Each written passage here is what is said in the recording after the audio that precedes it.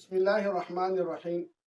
आम तौर पर ये है कि जब भी हुज़ूर सल्लल्लाहु अलैहि वसल्लम का नाम आएगा हमारे सामने, तो शरीयत का हुक्म ये है कि जैसे हुज़ूर सल्लल्लाहु का नाम आते ही हमें दुरूद पढ़ना चाहिए।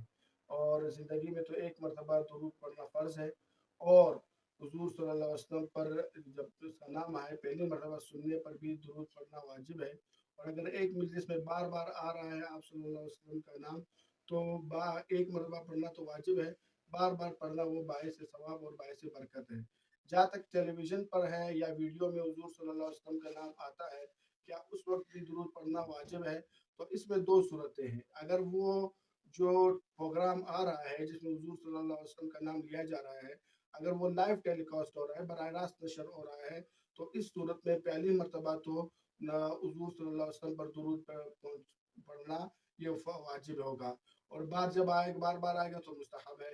लेकिन अगर वो दूसरी सूरत ये है कि अगर वो लाइव टेलीकास्ट नहीं है, रिकॉर्डिंग उसकी आ रही है, तो पढ़ना बाइस सवाब है, बाइस बरकत है, और लेकिन वाजिब नहीं है।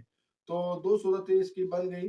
पहली ये कि वो लाइव टेलीकास्ट है, तो इस सूरत में पढ़ना वाजिब है पहली मर्तबा सुनते ही। और अगर वो रिकॉर्डिंग है तो वाजिब तो नहीं है, लेकिन पढ़ना बाइस सवाब और बाइस बरकत ज़रूर है।